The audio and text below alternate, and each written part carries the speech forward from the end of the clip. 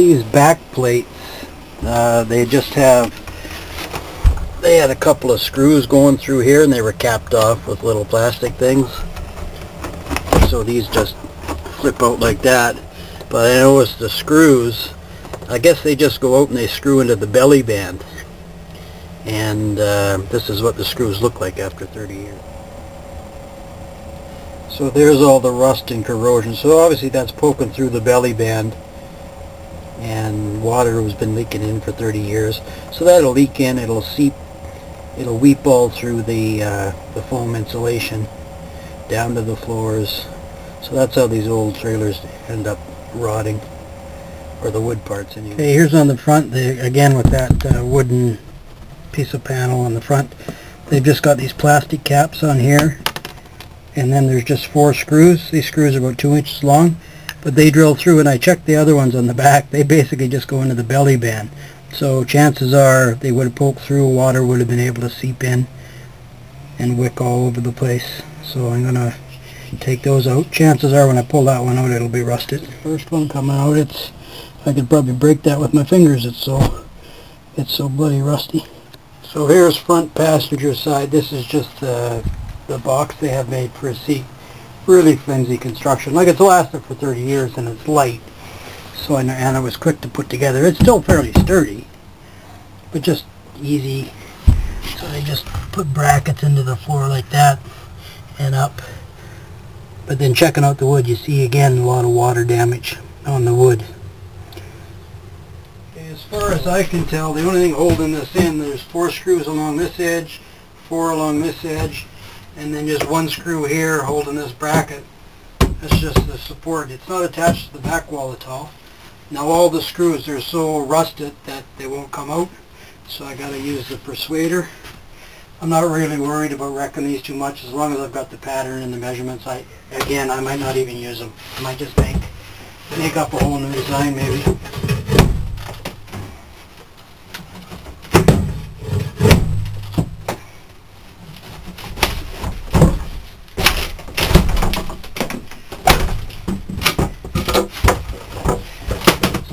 That's all there is to it.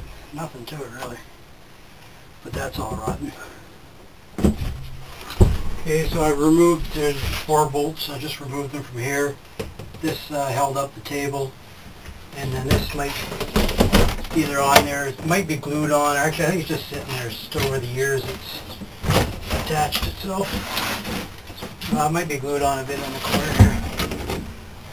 So there, that's just, so what they've done, just in the middle there to give it something to bite into, they put a 1/2-inch sheet of plywood for here. You can see here, water's been, that's all rust, so water's been coming rotten, but I don't, that's just glued on.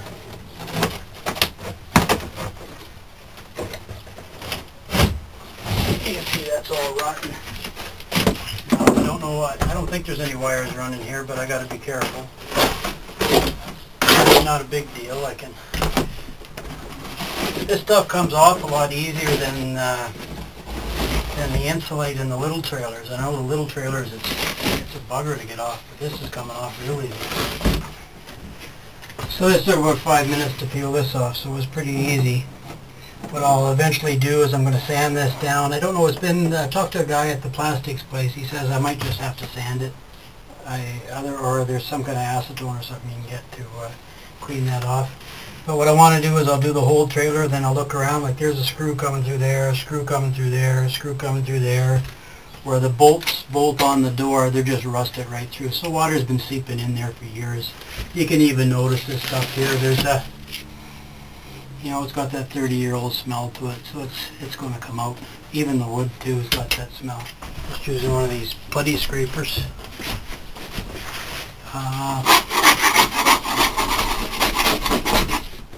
There are more screws coming through, rusty. This is, I think this is the track for your awning. So what I'm going to do when I refasten that is I'll put a strip of fiberglass here after it's put through so it won't leak. Okay, here we are about an hour later. I've just been taking my time at it. I went to down and ripped most of that old.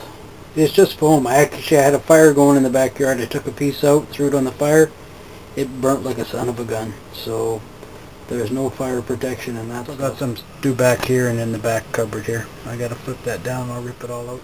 Okay, I'm just dismantling this back bunk here. It just had a piano hinge right along here, just for that piece that flipped down, so no big deal. Maybe it had 12 screws in it. Now we've got these things on the end. Oh, aren't they pretty? But it looks like they're just attached by a couple of screws here.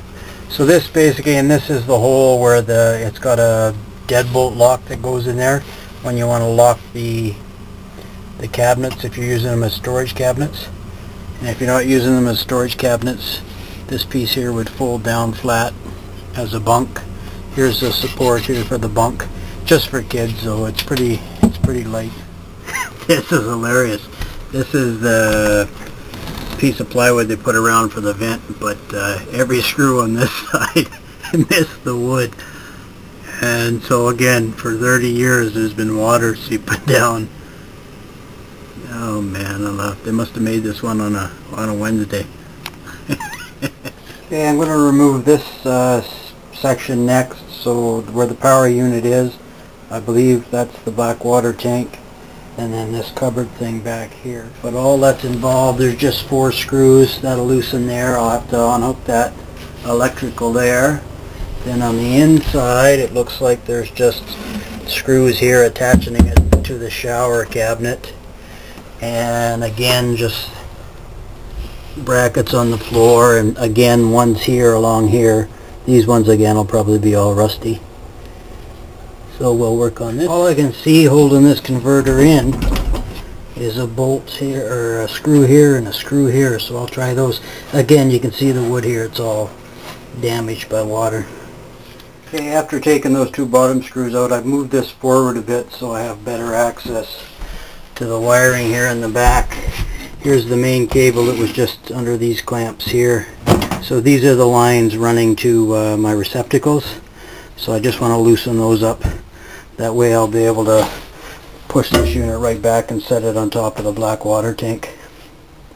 Plus, moving it out here, I have access to these screws that attach to the shower cabinet. So just after snipping a few floor clamps and that to loosen the wires, I was just able to push this right back through, set it up on the black water tank. If I plug back in, it's still operational. I'm not going to now because I am going to be farting around down here with the wiring. So now I've got to remove this receptacle here and a few more screws, and this seat hopefully should come out. Again, the biggest problem here is going to be along the floor here. I'm probably going to have to bust all this up. But again, as long as I have the dimensions and the curvature and that's my main concern right now, because I'll end up probably just remaking all these seats. I think on the bottom seat here, I think it extends, the frame extends all the way to the back, I believe. So I'm going to have to remove this top one first. And chances are, if I look on the inside, there's going to be bolts or screws or something attaching it. Yeah, I see there's a few that down along there, and probably a couple into the cabinet for the shower. It's got 8 screws in it, 2 there, and 4 along the bottom. And there it comes up just like that. So now I can have access. There might be other screws attaching that, I'm not sure. Okay, once all the screws are out, there was one attached there, I don't know what it's sticking into. This was rotten, so that busted up, but there we go. Okay, once these are out, we'll get the rest of this off. Again, it comes off pretty easy. That, and oh, look at this. What do we find? Stroh's beer. So about 5/8 full. Dare I try? Now, I do have an old set of seats and cabinets from a little trailer. I mean, they're not the right size. I'd have to do some cutting in that. And all depends on the curvature at the back, if it fits to the wall. I may be able to retrofit these and then just paint them whatever color we want. I do have to remember though to conform to the same configuration, like with that shelf that comes out about a foot or whatever, just so the cushions, the existing cushions we have, will fit if we decide to make it into a bed, and also when you're using it as a table setup.